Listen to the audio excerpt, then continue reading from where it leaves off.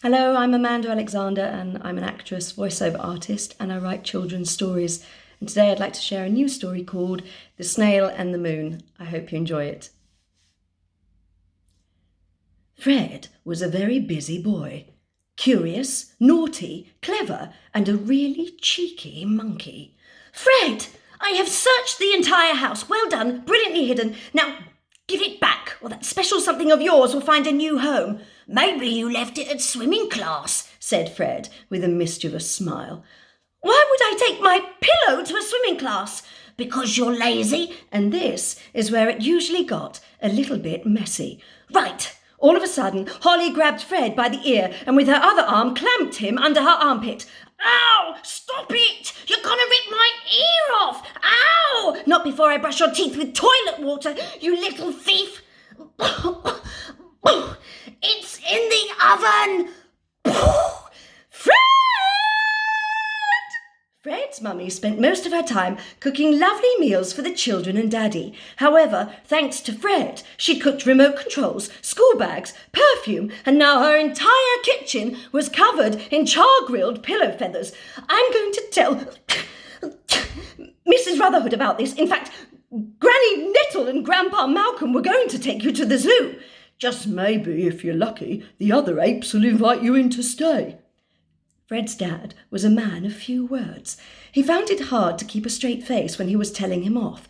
And this is where our story begins, because Fred, about to get a proper telling off from Dad, ran to his room and slammed the door shut. He jumped onto his bed and realised something was missing. Fred had lost Dinosaur. I think it's fair to say somebody was trying to get their own back. Dinner's nearly ready, called Holly. But Fred simply didn't care.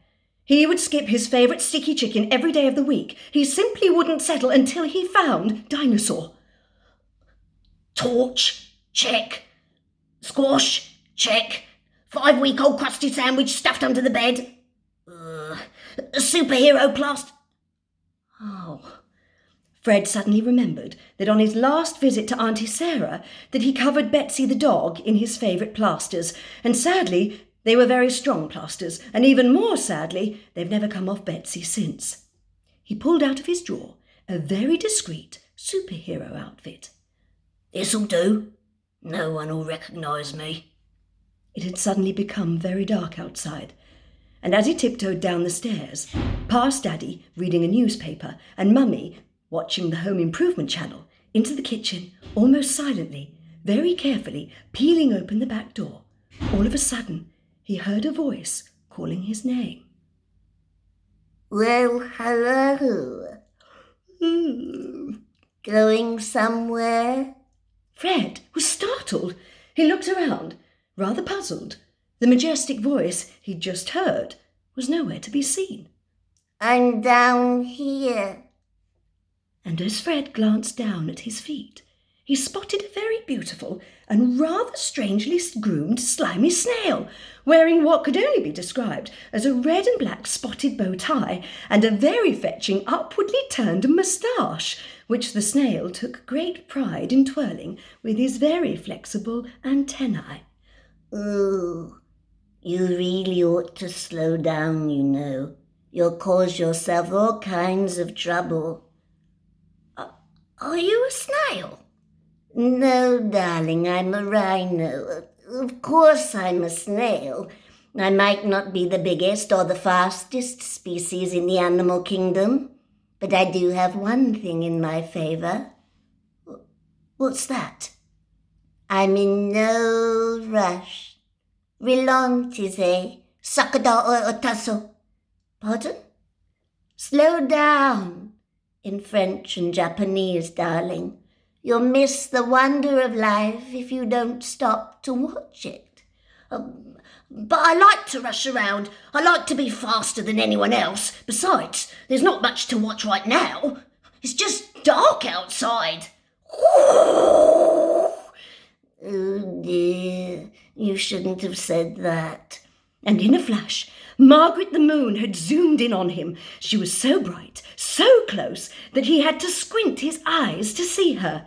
Excuse Excuse me, young man, did you just say there's not much to watch right now? Flippity banana skin, I'm Margaret the Moon. I'm approximately 4.53 billion years old, and I rotate around your lovely Earth all day, every day. That's blooming tiring, and you think you're busy. You may not keep an eye on me, but I've been watching you every night, up and down, you're like a yo-yo. If you don't slow down, you'll never see all the magic in the world. Fred took a moment to see just how majestic the moon really was, and he was captivated. Wow, I think I've just seen a shooting star. Oh, it's beautiful out here. Fred's eyes filled with joy. He took in a deep breath.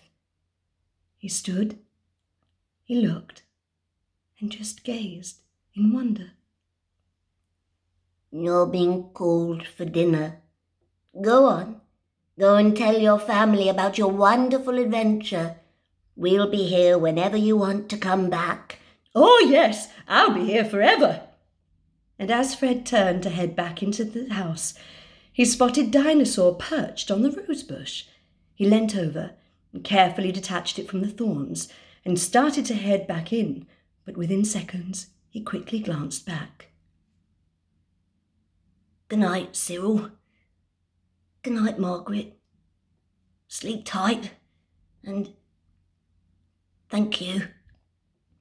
And so it was, on that dark night, Cyril the Snail and Margaret the Moon had ignited a great joy in Fred's heart. He would return to his outdoor friends, his friends of the night as he liked to call them, again and again and again.